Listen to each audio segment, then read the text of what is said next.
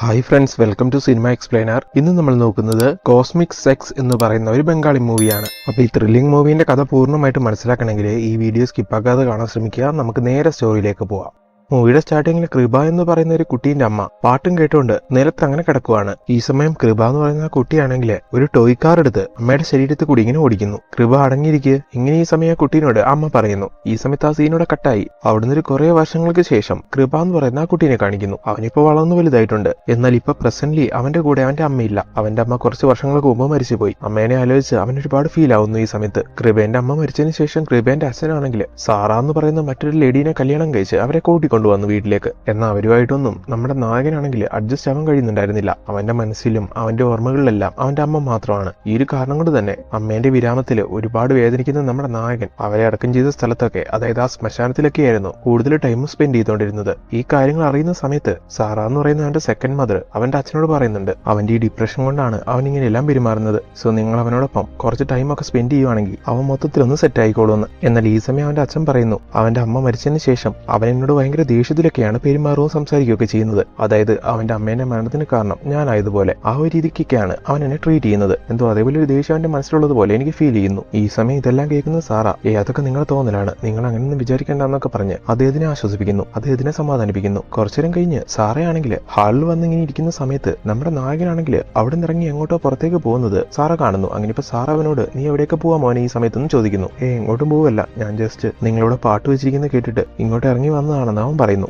എന്നാ ശരി, നീ ഇവിടെ ഇരിക്കുക. ഇങ്ങനെ സാറ് പറയുന്ന സമയത്ത് സാറേന്റെ അടുത്ത് വന്നവൻ ഇരിക്കുവാണ്. ഈ സമയത്ത് അവൻ സാറേനോട് ഈ ബ്രഹ്മചാരി എന്ന് പറഞ്ഞാൽ എന്താ, ഞാനൊരു ബുക്കിൽ വായിച്ചതാണ്, ഇങ്ങനെ ചോദിക്കുന്നു. അപ്പൊ അവര് ബ്രഹ്മചാരി എന്ന് പറഞ്ഞ സ്ത്രീകളുമായിട്ട് ഡിസ്റ്റൻസ് കീപ്പ് ചെയ്യുന്ന ആള്, അവരുമായിട്ട് ഒരു ബന്ധവും വെക്കാത്ത ആൾക്കാർ, അങ്ങനെയുള്ളവരെയാണ് ബ്രഹ്മചാരികൾ എന്ന് പറയാന്ന് പറയുന്നു. അങ്ങനെ സാറേ ഈ കാര്യങ്ങളെല്ലാം പറഞ്ഞു കൊടുത്തതിന് ശേഷം നമ്മുടെ നായകൻ സാറേനോട് വളരെ ചെറുപ്പക്കാരിയായി നിങ്ങൾ എന്തിനാ എന്റെ അച്ഛനെ വിവാഹം കഴിച്ചത്, അതൊരു സെക്കൻഡ് മാരേജ്, ഇങ്ങനെ അവളോട് ചോദിക്കുന്നു. ഇത് കേൾക്കുന്ന സാറ അത് നിനക്ക് നിന്റെ അച്ഛനോട് ചോദിക്കായിരുന്നില്ലേ എന്ന് ചോദിക്കുവാണ്. ശരി, അതെന്തെങ്കിലും ആട്ടെ വീട്, നല്ല മ്യൂസിക് ആണ് പ്ലേ ചെയ്തിരിക്കുന്നത്, നമുക്കൊന്നിച്ചൊരു ഡാൻസ് കളിച്ചാലോ, ഇങ്ങനെ അവൻ പറയുന്ന സമയത്ത് അതിന് സാറ ഓക്കെ പറയുന്നു. അങ്ങനെ ഇപ്പൊ അവർ രണ്ടുപേരും കൂടി അവിടെ ഡാൻസ് ചെയ്യുവാണ് ആ മ്യൂസിക്കിന്. ഈ സമയം ഇത് കണ്ടുകൊണ്ട് അവിടേക്ക് നായകന്റെ അച്ഛൻ വരുന്നു. അങ്ങനെ അയാൾ ഇത് കണ്ട് ആകെ ഷോക്ക് ആവുകയാണ്. അങ്ങനെ അയാൾ ഇത് കണ്ടുകൊണ്ട് അവിടേക്ക് വരുന്നതും അത് കണ്ട് ആകെ ഷോക്കായി നിൽക്കുന്നതും നായകൻ ശ്രദ്ധിക്കുന്നുണ്ട്. എന്നാൽ നായകനാണെങ്കിൽ അതിലൊന്നും കൺസിഡർ ആവാതെ അയാളെ കാണാൻ വേണ്ടി തന്നെ സാറയായിട്ട് ക്ലോസ് ആയിട്ട് ഡാൻസ് കളിച്ച് അതിനൊടുവിൽ അവളെ കിസ് ചെയ്യാൻ തുടങ്ങുന്നു. അപ്പോഴേക്കും സാറയ്ക്കാണെങ്കിൽ എന്തോ പന്തികേട് തോന്നി. സാറയാണെങ്കിൽ അതിൽ നിന്ന് ഒഴിഞ്ഞു മാറുവാണ്. ഇതേ സമയം ഇതെല്ലാം കണ്ട് ആകെ ദേഷ്യം വരുന്ന കൃപേന്റെ അച്ഛനാണെങ്കിൽ കൃപേനെ തല്ലാൻ വരുന്നു. അപ്പോഴേക്കും നായകനാണെങ്കിൽ അയാളെ പിടിച്ചങ്ങ് തള്ളി വിടുവാണ്. എന്നാൽ നായകൻ തള്ളി വിടുന്ന സമയത്ത് അയാളെ താഴെ വീണ് അയാളുടെ തല നിലത്തിടിച്ച് അയാൾ സ്പോട്ടിൽ മരിച്ചു പോകുന്നു. ഈ സമയം ഇതെല്ലാം കണ്ട് നമ്മുടെ നായകനും അതുപോലെ തന്നെ സാറ് ആകെ ഷോക്കാവുന്നു. നീ എന്താണ് ചെയ്ത്, നീ നിന്റെ അച്ഛനെ കൊന്നോന്ന് സാറ് ചോദിക്കുന്ന സമയത്ത് ആകെ പാനിക്കായി പോകുന്ന നമ്മുടെ നായകൻ പെട്ടെന്ന് തന്നെ അവിടെ നിന്ന് ഇറങ്ങി, അതായത് വീട്ടിൽ നിന്ന് ഇറങ്ങി ഓടിപ്പോവാണ്. അങ്ങനെ റോഡിലൂടെ അവൻ ഓടിപ്പോകുന്ന സമയത്ത് അവനൊരു കാഴ്ച കാണുന്നു. ഒരു പെണ്ണിനെ ആരൊക്കെയോ കൂടി ഒരു കാറിൽ നിന്ന് റോഡിലേക്ക് തള്ളി വിട്ടിട്ട് പോകുന്നത്. ആ പെണ്ണിന്റെ പേര് ദേവി എന്നായിരുന്നു. അങ്ങനെ ഇപ്പൊ നായകനെ കണ്ടതും അവളാണെങ്കിൽ നായകന്റെ കാല് പിടിച്ച് നായകനോട് റിക്വസ്റ്റ് ചെയ്യുന്നു, എനിക്ക് തീരെ വയ്യ, ഒരു ടാക്സി വിളിച്ച് എന്നെ ഒന്ന് വീട്ടിലാക്കുമെന്ന്. അവൾ അങ്ങനെ കാലുപിടിച്ച് റിക്വസ്റ്റ് ചെയ്യുന്ന സമയത്ത് പാവം തോന്നി നമ്മുടെ നായകനാണെങ്കിൽ അവിടെ നിന്ന് ടാക്സി വിളിച്ച് അവളെ വീട്ടിൽ കൊണ്ടാക്കാൻ വേണ്ടി പോവുകയാണ്. ഈ സമയത്ത് കാറിലിരുന്ന് അവൾ ചോദിക്കുന്നുണ്ട്, പാതിരാത്രി സമയത്ത് നീ എന്തിനാ എവിടെ കൂടി നടക്കുന്നതെന്ന്. ഞാനൊരു പ്രോസ്റ്റിറ്റ്യൂട്ടാണ്, എന്താ എന്നെ പോലുള്ള വല്ല പെണ്ണുങ്ങളെ അന്വേഷിച്ചിറങ്ങിയതാണോ നീ എന്ന്. ഇത് കേൾക്കുന്ന സമയത്ത് നമ്മുടെ നായകൻ അവന്റെ ജീവിതത്തിൽ തൊട്ടു മുമ്പ് സംഭവിച്ച കാര്യങ്ങൾ ദേവി എന്ന് പറയുന്ന പെണ്ണിനോട് പറയുന്നു. അതായത് അവനവന്റെ അച്ഛനെ കൊന്നിട്ടാണ് ഇങ്ങനെ പോന്നിരിക്കുന്നത് എന്നുള്ള കാര്യം. എന്നാൽ ഇത് കേൾക്കുന്ന ദേവിയാണെങ്കിൽ ചിരിക്കുന്നു. അവൾ ഇതൊന്നും വിശ്വസിക്കുന്നില്ല, ആ ഒരു രീതിക്കാണ് ചിരിക്കുന്നത്. അങ്ങനെ ഒരു കുറച്ചു നേരം കഴിയുമ്പോഴേക്കും അവര് ദേവിനെ വീട്ടിലേക്ക് എത്തുന്നു. ആ വീട്ടിലേക്ക് വന്നും പറഞ്ഞ് ഈ സമയത്ത് ദേവിയാണെങ്കിൽ അവനെ വീട്ടിലേക്ക് വിളിക്കുന്നു. അങ്ങനെ ഇപ്പൊ ദേവിനോടൊപ്പം അവന് അവളുടെ വീട്ടിലേക്ക് പോവുകയാണ്. വീട്ടിലെത്തിയതും ദേവി ഞാനൊന്ന് കുളിച്ച് ഫ്രഷ് ആയിട്ട് വരാം, നീ ഇവിടെ ഇരിക്കാൻ പറഞ്ഞ് അവൾ അങ്ങനെ കുളിക്കാൻ പോകുന്നു. അങ്ങനെ കുളിയെല്ലാം കഴിഞ്ഞ് ഫ്രഷ് ആയി അവൾ പുറത്തേക്ക് വരുന്നു. ഈ സമയത്ത് നമ്മുടെ നായകനാകെ ശോകം അടിച്ച് അങ്ങനെ ഇരിക്കുമായിരുന്നു. ഈ സമയം ഇത് നോട്ട് ചെയ്യുന്ന ദേവി, നീ പറഞ്ഞ പോലെ നീ ശരിക്കും നിന്റെ അച്ഛനെ കൊന്നിട്ടാണ് വന്നത്, ഇങ്ങനെ അവനോട് ചോദിക്കുന്നു. ശരിക്കും എനിക്ക് ചുറ്റും നടക്കുന്നത് എന്താണെന്ന് എനിക്ക് തന്നെ മനസ്സിലാവുന്നില്ല എന്ന് അവൻ ഈ സമയത്ത് പറയുകയാണ്. ശരി, നിന്റെ ഈ മൂഡ് ഓഫ് ഒക്കെ ഞാൻ മാറ്റി തരാം, വാ നമുക്ക് പാട്ട് വെച്ച് ഒരു ഡാൻസ് ചെയ്യാന്ന് ഈ സമയം അവള് അവനോട് പറയുന്നു. അങ്ങനെ ഇപ്പൊ ഒരു പാട്ടെല്ലാം വെച്ച് അവനോടൊപ്പം അവള് ഡാൻസ് ചെയ്യാൻ തുടങ്ങുന്നു. അങ്ങനെ ആ ഡാൻസിനൊടുവിൽ അവര് റൊമാൻസ് ചെയ്യുവാണ്. ഈ സമയത്ത് ആരോ വന്നിട്ട് ഓരി തട്ടുന്നു. അപ്പൊ ദേവി പോയി വാതിൽ ഉറക്കുവാണ്. വന്നിരിക്കുന്നത് ജാൻവി എന്ന് പറയുന്ന ഒരു ലേഡിയായിരുന്നു. ഇവൾ ആ വീടിന്റെ ഓണറാണ്. ദേവി നായകനെ കൂട്ടിക്കൊണ്ട് അവിടേക്ക് വരുന്നത് അവൾ കണ്ടിട്ടുണ്ടായിരുന്നു. നായകനെ കണ്ടപ്പോൾ തന്നെ ജാൻവിക്ക് അവനെ സ്വന്തമാക്കണം തോന്നി. സോ ഇപ്പൊ അതിനുവേണ്ടിയാണ് അവൾ ഇവിടേക്ക് വന്നിരിക്കുന്നത്. അങ്ങനെ ഇപ്പൊ ഈ കാര്യം ദേവിനോട് പറയുമ്പോൾ ദേവി സമ്മതിക്കുന്നു. അങ്ങനെ ഇപ്പൊ ജാൻവി നായകന്റെ അടുത്തേക്ക് വന്ന് അവനെ കിസ് ചെയ്യാൻ ശ്രമിക്കുന്നു. എന്നാൽ ഇത് നായകൻ ഇഷ്ടപ്പെടുന്നില്ല. നായകൻ ആ സമയം ബാൽക്കണിയിൽ എഴുന്നേറ്റിട്ടുണ്ടായിരുന്നത്. അവിടുന്ന് അവൻ അവളെ ഒറ്റത്തള്ളു തള്ളുന്നു. എന്നാൽ ബൈ മിസ്റ്റേക്കിലി അവൾ ആ ബാൽക്കണിയിൽ നിന്ന് നേരെ താഴേക്ക് വീഴുവാണ്. അങ്ങനെ സ്പോട്ടിൽ അവൾ മരിക്കുന്നു. അങ്ങനെ നായകൻ കാരണം രണ്ടാമത്തെ ആളും മരിച്ചിരിക്കുന്നു. അതിനുശേഷം പിന്നെ നമ്മുടെ നായകൻ അവിടെ നിൽക്കില്ലല്ലോ. അതെ, വീണ്ടും ടെൻഷൻ അടിച്ച് നമ്മുടെ നായകൻ അവിടുന്ന് രക്ഷപ്പെടുന്നു. അടുത്ത സീനിൽ അടുത്ത ദിവസം രാവിലെയാണ് കാണിക്കുന്നത്. ഇന്നലെ രാത്രി അവിടുന്ന് ഓടി രക്ഷപ്പെട്ട് നമ്മുടെ നായകൻ അവിടുന്ന് കുറച്ച് ദൂരെ അകലെയുള്ള ഒരു സ്ഥലത്തേക്കായിരുന്നു എത്തിയിട്ടുണ്ടായിരുന്നത്. അങ്ങനെ ഇപ്പൊ അവിടെയുള്ളൊരു നദിക്കരയിൽ നമ്മുടെ നായകൻ ഇങ്ങനെ ഇരിക്കുകയാണ്. ഈ സമയം ആ നദിയിൽ നിന്ന് കുളി കഴിഞ്ഞ് സാധവി എന്ന് പറയുന്ന ഒരു ലേഡി അങ്ങനെ കയറി വരുന്നത് നായകൻ കാണുന്നു. അവരെ കണ്ടത് നമ്മുടെ നായകൻ ആകെ ഷോക്കാവുകയാണ്. കാരണം നായകന്റെ മരിച്ചുപോയ അമ്മേന്റെ അതേ മുഖച്ചായായിരുന്നു അവൾക്ക്. അങ്ങനെ ഇപ്പൊ നമ്മുടെ നായകന് അവളെ അവന്റെ അമ്മേനെ പോലെ തോന്നിയുകൊണ്ട് അവളെ നമ്മുടെ നായകൻ അവിടെ വെച്ച് ഫോളോ ചെയ്യാൻ തുടങ്ങുവാണ്. അങ്ങനെ ഇപ്പൊ ഒരു പയ്യൻ തന്നെ ഇങ്ങനെ ഫോളോ ചെയ്യുന്ന കണ്ടിട്ട് അവളാണെങ്കിൽ അവനോട് ചോദിക്കുന്നു, നീ ആരാ, നിനക്കെന്താ വേണ്ടതെന്ന്. ഈ സമയം നായകൻ പറയുന്നു, നിങ്ങൾ എന്നോട് ക്ഷമിക്കണം, നിങ്ങൾക്കൊരു പക്ഷേ ഞാനിങ്ങനെ ഫോളോ ചെയ്യുമ്പോൾ അതൊരു ബുദ്ധിമുട്ടായിട്ട് തോന്നിയേക്കാം, എനിക്ക് ഭ്രാന്താണെന്ന് വരെ നിങ്ങൾ വിചാരിച്ചേക്കാം. ശരിക്കും നിങ്ങളെ കാണുമ്പോൾ എനിക്ക് എന്റെ അമ്മേനെയാണ് ഓർമ്മ വരുന്നത്. എന്റെ അമ്മേന്റെ അതേ മുഖച്ചായാണ് നിങ്ങൾക്കും. അവർ കുറെ വർഷങ്ങൾക്ക് മുമ്പ് മരിച്ചു പോയതാണ്. അമ്മയുടെ മുഖച്ചായുള്ള നിങ്ങളെ കണ്ടപ്പോൾ എനിക്ക് അമ്മേനെ ഓർമ്മ വന്നു. അതാണ് ഞാൻ നിങ്ങളെ ഫോളോ ചെയ്തത്. അങ്ങനെ ഈ കാര്യങ്ങൾ പറഞ്ഞു കഴിഞ്ഞതിന് ശേഷം നമ്മുടെ നായകൻ അവന്റെ അച്ഛനെ കൊന്നിട്ടാണ് വീട്ടിൽ നിന്ന് ഇറങ്ങിയെന്നുള്ള കാര്യങ്ങളും ശേഷം ദേവി എന്ന് പറഞ്ഞ ലേഡീന്റെ കൂടെ അവരുടെ വീട്ടിലേക്ക് പോയിട്ട് അവിടെ വെച്ച് സംഭവിച്ച കാര്യങ്ങളും ഇപ്പൊ ഈ സ്ത്രീനോട് പറയുന്നു. അങ്ങനെ ഇപ്പൊ ഇതെല്ലാം കേട്ട് കഴിഞ്ഞാൽ സാധവി എന്ന് പറയുന്ന ലേഡി, നോക്ക്, ഞാൻ നിന്റെ അമ്മയൊന്നുമല്ല,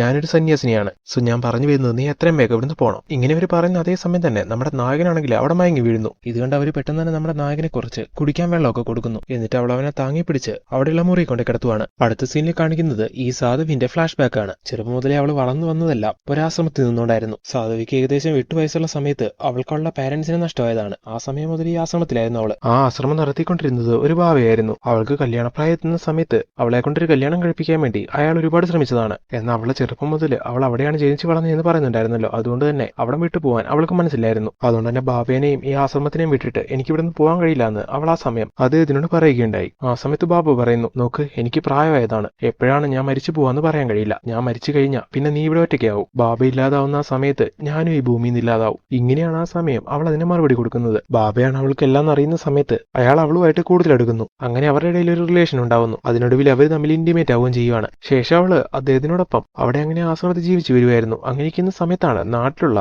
ആ ബാബേന്റെ വൈഫ് മരിച്ചു പോകുന്നത്. നാട്ടിൽ കുടുംബമൊക്കെ ഉണ്ടെങ്കിലും അയാൾ കുടുംബമെല്ലാം വെടിഞ്ഞ് ഇവിടെ ഈ ആശ്രമത്തില് ഒരു സന്യാസി ജീവിതം ജീവിച്ചുകൊണ്ടിരിക്കുകയായിരുന്നു. എന്നാൽ ഇപ്പൊ ഭാര്യ മരിച്ചു എന്നുള്ള കാര്യം അല്ലെങ്കിൽ ആ വിവരം നാട്ടിൽ നിന്ന് അറിയിക്കുന്ന സമയത്ത് ബാബയ്ക്കാണെങ്കിൽ അവിടെ വരെ ഒന്ന് പോവേണ്ടി വരുന്നു. അങ്ങനെ അയാൾ പോകാൻ തുടങ്ങുന്ന സമയത്ത് ഈ കാര്യം അറിയുമ്പോൾ നായിക പറയുകയാണ്, ഞാനും കൂടെ വരാമെന്ന്. വേണ്ട, ഞാൻ പോയിട്ട് അവളുടെ ചടങ്ങുകളെല്ലാം തീർത്തിട്ട് ഉടനെ വന്നേക്കാന്നും പറഞ്ഞ് അയാൾ ഒറ്റയ്ക്ക് നാട്ടിലേക്ക് പോകുന്നു. അങ്ങനെ നാട്ടിലെത്തി ഭാര്യന്റെ ചടങ്ങുകളെല്ലാം തീർത്ത് അദ്ദേഹം തിരിച്ചു വരാമെന്ന് വിചാരിക്കുന്നുണ്ടെങ്കിലും അതിന്റെ അടുത്ത ദിവസം അയാൾ മരണപ്പെടുന്നു. അങ്ങനെ ബാബ മരിച്ചതിന് ശേഷം നമ്മുടെ നായക ഒറ്റയ്ക്കായി പോകുന്നതാണ്. ശേഷം ഇതുവരെ നമ്മുടെ നായക അങ്ങനെ കഴിഞ്ഞുകൊണ്ടിരിക്കുകയായിരുന്നു. അങ്ങനെയുള്ള നായകന്റെ ജീവിതത്തിലേക്കാണ് ഇപ്പൊ അപ്രതീക്ഷിതമായിട്ട് നമ്മുടെ നായകൻ കടന്നു വരുന്നത്. അങ്ങനെ ഇപ്പൊ ആ ഫ്ലാഷ് ബാക്ക് എല്ലാം കട്ടായി പ്രസന്റിലേക്ക് വരുന്നു. നേരത്തെ ബോധം കിട്ടി വീണ നമ്മുടെ നായകനെ നായിക മുറിയിലേക്ക് കൊണ്ടുപോയി കിടത്തുന്നുണ്ടായിരുന്നല്ലോ. ഇപ്പൊ നായകന് ബോധമെല്ലാം വന്നു കഴിഞ്ഞു. ഈ സമയത്ത് അവിടെ TV വെച്ചിട്ടുണ്ടായിരുന്നു. ടിവിയിൽ ഇപ്പൊ വാർത്ത കാണിക്കുകയാണ്. വീട്ടിൽ നിന്ന് കാണാതായ നായകന്റെ ന്യൂസ് ആയിരുന്നു ടിവിയിൽ. ഇതെല്ലാം നായകൻ കാണുവാണ്. സാധവി ഇതെല്ലാം ശ്രദ്ധിക്കുന്നുണ്ട്. കുറച്ചേരം കഴിഞ്ഞ് അവളാണെങ്കിൽ അവന് ഭക്ഷണം എടുത്തുകൊണ്ട് കൊടുക്കുന്നു. നിങ്ങൾ എന്റെ അമ്മ തന്നെയാണ്, നിങ്ങളെ വിട്ട് ഞാൻ എവിടേക്കും പോയില്ല എന്ന് ഈ സമയത്ത് അവൻ അവളോട് പറയുകയാണ്. ശരി, നീ ഭക്ഷണം കഴിക്കാൻ പറഞ്ഞ് അവളാണെങ്കിൽ ഇപ്പോൾ ഭക്ഷണം വിളമ്പി കൊടുക്കുന്നു. അങ്ങനെ ഇപ്പോൾ ഭക്ഷണം എല്ലാം നായകൻ കഴിക്കുന്നു. അതെല്ലാം കഴിഞ്ഞ് നീ ഇവിടെ കിടന്നോളാൻ പറഞ്ഞ് അവൾ അവന് വേണ്ടി അവിടുത്തെ മുറിയിലെ സൗകര്യം എല്ലാം ചെയ്തു കൊടുക്കുന്നു. അതിനുശേഷം അവൾ മുറിയിലേക്ക് പോവാണ്. കുറച്ചേരം കഴിഞ്ഞ് നമ്മുടെ നായകനാണെങ്കിൽ ഒരു റാന്തലെല്ലാം എടുത്ത് നേരെ നായകന്റെ മുറിയിലേക്ക് വരുന്നു. ഈ സമയം നായകൻ ന്യൂഡായിട്ട് കിടന്നുറങ്ങുന്നതാണ് നായകൻ കാണുന്നത്. ഇത് കണ്ടതും പെട്ടെന്ന് നമ്മുടെ നായകൻ അവിടെ നിന്ന് പോകാൻ തുടങ്ങുന്നു. അപ്പോഴത്തേക്ക് അവൻ വന്ന് ഒച്ച കേട്ടിട്ട് നായിക എഴുന്നേക്കുവാണ്. അങ്ങനെ അവള് നായകനോട് പോകണ്ട, വാ, വന്നിട്ട് അടുത്തിരിക്കാൻ അവനോട് പറയുന്നു. അങ്ങനെ അവൻ വന്ന് അടുത്തിരിക്കുന്ന സമയത്ത് മനസ്സിലുള്ള ഫീലിങ്സ് ഒരിക്കലും അടക്കി വെക്കരുത്. ആഗ്രഹങ്ങളോ മോഹങ്ങളോ എന്താണെങ്കിലും അത് തോന്നുമ്പോൾ നടപ്പാക്കണമെന്ന് അവളിപ്പോ അവനോട് പറയുന്നു. അവൾ ഉദ്ദേശിച്ച കാര്യങ്ങളെല്ലാം അവന് മനസ്സിലാവുന്നുണ്ട്. എന്നാൽ അവൻ അവളെ അമ്മേനെ പോലെയല്ലേ കണ്ടത്. അതുകൊണ്ട് തന്നെ അങ്ങനെയൊന്നും അവളോട് പെരുമാറാൻ അവന് കഴിയുണ്ടായിരുന്നില്ല. അങ്ങനെ ആ കാര്യം അവൻ അവളോട് പറയുന്നു. അങ്ങനെ അവൻ അതിൽ നിന്ന് ഒഴിഞ്ഞു മാറുന്നു. അങ്ങനെ ആ സീനോടെ കട്ടായി അടുത്ത ദിവസം കാണിക്കുന്നു. ഇപ്പൊ അവളോടൊപ്പം കഴിഞ്ഞുകൊണ്ടിരിക്കുന്ന ഓരോ നിമിഷവും നമ്മുടെ നായകൻ ഇന്നലെ അവൾ പറഞ്ഞ ആ കാര്യത്തിനെ പറ്റി ഇങ്ങനെ ആലോചിക്കുകയാണ്. അങ്ങനെ ആലോചിച്ച് നായകന്റെ മനസ്സ് മാറുന്നു. അവൾ ഇന്നലെ പറഞ്ഞ പോലെ അവളുമായിട്ട് ഇന്റിമേറ്റ് ആവാന്ന് നായകൻ വിചാരിക്കുന്നു. അങ്ങനെ ആ കാര്യം ഇപ്പൊ അവളോട് പറയുകയാണ്. അങ്ങനെ അവളും ഓക്കെ പറയുന്നു. അങ്ങനെ അവർ രണ്ടുപേരും അന്ന് അവിടെ വെച്ച് ഇന്റിമേറ്റ് ആവുന്നു. അങ്ങനെ ആ സീനോടെ കട്ടാവുന്നു. അടുത്ത സീനിൽ നമ്മുടെ നായകനാണെങ്കിൽ വീണ്ടും TV ന്യൂസ് വെച്ച് അത് കാണുവാണ്. നായകൻ തള്ളിവിട്ടപ്പം നായകന്റെ അച്ഛനെ പരിക്ക് വരുന്നുണ്ടായിരുന്നല്ലോ. അയാളും മരിച്ചെന്ന് വിചാരിച്ചാണ് നായകൻ അവിടെ നിന്ന് രക്ഷപ്പെട്ടിട്ടുണ്ടായിരുന്നത്. എന്നാൽ അദ്ദേഹത്തിന് കുഴപ്പമൊന്നുമില്ല. ചെറിയ പരിക്കുകളോടെ അദ്ദേഹം രക്ഷപ്പെട്ടു. അതുപോലെ നായകൻ തള്ളിവിട്ടപ്പം ബാൽക്കണിയിൽ നിന്ന് വീണ ജാൻവിക്കും പ്രശ്നമൊന്നും സംഭവിച്ചിട്ടില്ല. അവളും ഇപ്പൊ ജീവിച്ചിരിപ്പുണ്ട്. ഈ ന്യൂസുകളെല്ലാം അറിയുന്ന സമയത്ത് നായകൻ ഒരുപാട് സമാധാനിക്കുന്നു. അത് മാത്രമല്ല, നായകന്റെ അച്ഛന്റെ ആ വിഷയം TV ന്യൂസിൽ വരുന്ന സമയത്ത് നായകനോട് എവിടെയാണെങ്കിലും തിരിച്ചു വരാൻ നായകന്റെ അച്ഛൻ റിക്വസ്റ്റ് ചെയ്യുന്നുണ്ട്. അങ്ങനെ ഇപ്പൊ ഇതെല്ലാം കണ്ടു കഴിഞ്ഞ് നമ്മുടെ നായകൻ ചെന്നിട്ട് നായകനോട് ഈ കാര്യം പറയുന്നു. ഞാൻ എവിടെയാണെങ്കിലും തിരിച്ചു വരാൻ അച്ഛൻ ന്യൂസിൽ പറഞ്ഞായിരുന്നു. ഇങ്ങനെയും കൂടി നായകൻ പറയുന്ന സമയത്ത് നായിക ചോദിക്കുന്നു, എന്നിട്ട് നീ എന്ത് തീരുമാനം എടുത്തോന്ന്. എനിക്ക് നിങ്ങളെ വിട്ടു പോകാൻ തോന്നുന്നില്ല, ഞാൻ നിങ്ങളോടൊപ്പം ഈ ആശ്രമത്തിൽ തന്നെ കഴിയാൻ ആഗ്രഹിക്കുന്നു. ഇങ്ങനെ നായകൻ പറയുന്ന സമയത്ത് സാധവയാണെങ്കിൽ അതിനൊക്കെ പറയുകയും ചെയ്യുന്നു. അങ്ങനെ ആ സീനോട് കട്ടെ അടുത്ത സീനിൽ നമ്മുടെ നായകൻ നായകനാണെങ്കിൽ വീട്ടിലേക്ക് വിളിച്ച് അച്ഛനോട് സംസാരിക്കുന്നു. വീട്ടിലേക്ക് വരാൻ ആ സമയത്തും അച്ഛൻ അവനോട് പറയുന്നുണ്ട്, എന്നാൽ താൻ ഇനി വരുന്നില്ല, താൻ ഇനി ഇവിടെയാണ് ജീവിക്കാൻ പോകുന്നതെന്നൊക്കെ നായകൻ പറയുന്നു. അവനിപ്പോൾ ഉള്ള സ്ഥലമെല്ലാം അവൻ പറഞ്ഞു കൊടുക്കുന്നത് തന്നെ അടുത്ത ദിവസം നായകന്റെ അച്ഛൻ നായകനെ കാണാൻ വേണ്ടി അവിടേക്ക് വരുവാണ്. അങ്ങനെ അവിടേക്ക് എത്തിയ അയാള് സാധവിന്റെ കൂടെയുള്ള നായകനെ കാണുന്നു. നായകന്റെ അമ്മേനെ പോലെ തന്നെയാണ് സാധവി എന്ന് പറയുന്നുണ്ടായിരുന്നല്ലോ. അങ്ങനെ ഇപ്പൊ അവളെ കണ്ട നായകന്റെ അച്ഛൻ, നിന്റെ അമ്മ മരിച്ചു പോയതല്ലേ, ഇപ്പൊ നിന്റെ കൂടെ എങ്ങനെ വന്നു, ഇവളിപ്പോഴും ജീവിച്ചിരിപ്പുണ്ടോ എന്നൊക്കെ ചോദിച്ച് ഷോക്കാവുന്നു. ഈ സമയം നായകൻ കാര്യങ്ങൾ പറഞ്ഞ് മനസ്സിലാക്കാൻ ശ്രമിക്കുന്നുണ്ടെങ്കിലും അയാളാണെങ്കിൽ ഒരു ഭയത്തോടു കൂടി അവിടുന്ന് പോവുകയാണ്.